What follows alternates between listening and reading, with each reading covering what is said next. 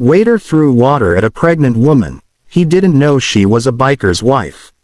It all began on one of those gray, restless mornings when life seems to test the very limits of a person's heart. The cafe smelled of burnt toast and cheap coffee, and the air outside trembled with the coming storm. Inside, a young pregnant woman sat quietly by the window, her hand gently resting on her swollen belly, her eyes fixed on the rain tapping against the glass. She looked fragile, almost too calm for the chaos that was about to unfold.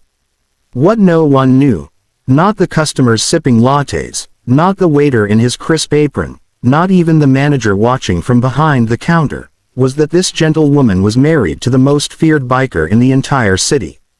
And when the waiter, in a flash of anger and arrogance, threw a glass of cold water straight into her face, he had no idea that his life, and hers, was about to change forever. Right finger, before we go deeper into this powerful true-to-life story, please take a moment to like, comment, share, and subscribe to Royal Stories if you believe in kindness, respect, and second chances. Your support helps us keep telling stories that remind us what humanity truly means.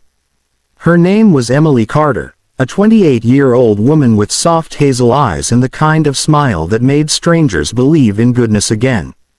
Life hadn't always been kind to her. She had grown up in foster care, worked 3 jobs to survive, and learned early on that the world doesn't slow down for anyone. But things had finally started looking up when she met Jack, a man who looked every bit like trouble but treated her with a kind of tenderness that most people never experience in a lifetime. Jack was the leader of a biker club called the Iron Souls, a group known for their rough edges but unshakable loyalty.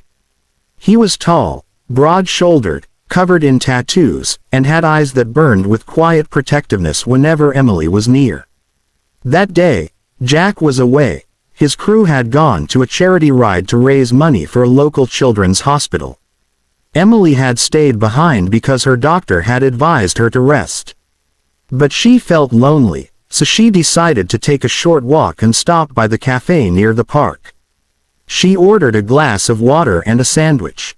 The waiter, Ryan, looked like he was in his early 20s, exhausted and irritated from a morning of demanding customers. He had just been scolded by his manager and was trying hard not to lose his temper. Unfortunately, when Emily accidentally spilled a few drops of water on the table while adjusting her seat, Ryan snapped. He marched over, his voice sharp and loud enough for everyone to hear. He called her careless, said people like her wasted everyone's time. Emily apologized softly, her voice trembling, explaining she was just tired and pregnant. But Ryan wasn't listening. In a rush of misplaced anger, he grabbed the half-full glass from her table and threw the cold water across her face. The room went silent. The sound of the glass clinking back against the table echoed like thunder. Emily froze, her hands instinctively wrapping around her belly. People gasped. Some stood up, but no one interfered.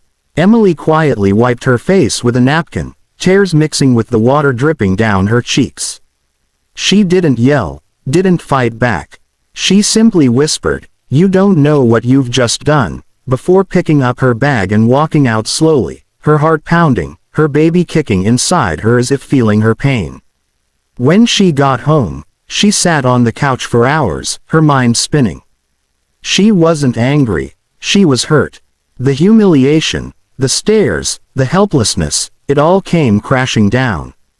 Jack called her later that evening, his voice full of warmth and love, asking how she was. She hesitated to tell him. She knew how protective he was, how his temper could turn dangerous when it came to her. But the truth slipped out between sobs.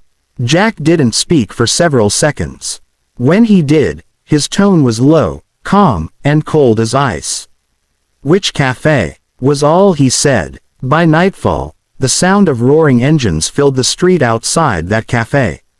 The Iron Souls had arrived.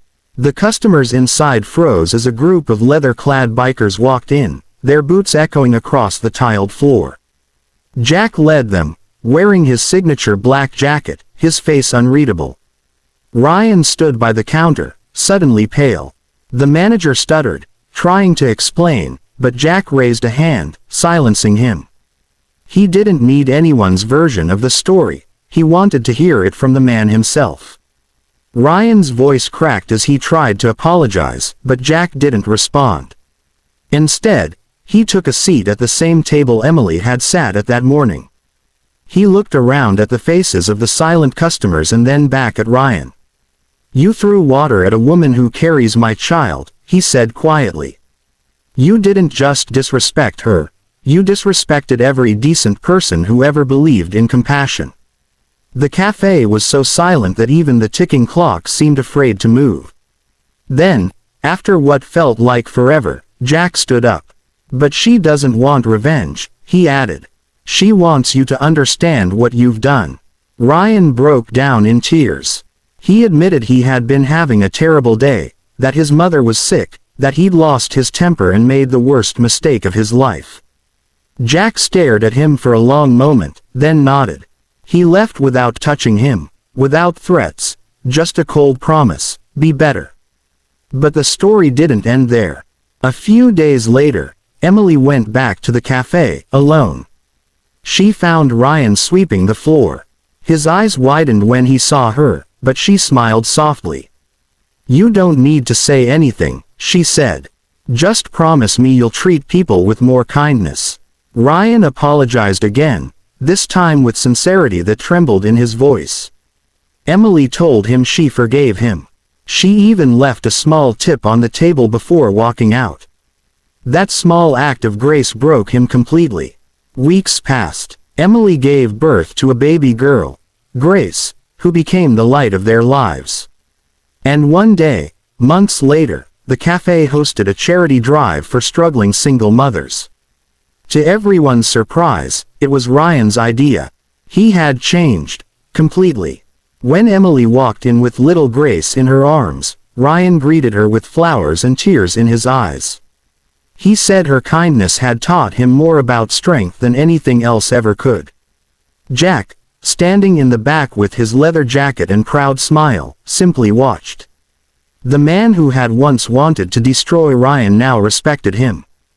Because Emily had taught them both something deeper than revenge, she had taught them the power of forgiveness.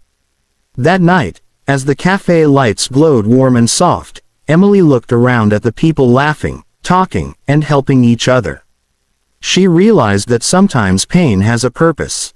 Sometimes, the cruelest moments are the ones that awaken humanity in others. If this story touched your heart, please like, share, and subscribe to Royal Stories. Leave a comment to let us know your thoughts. Your support helps us continue sharing stories that remind the world of love, redemption, and second chances.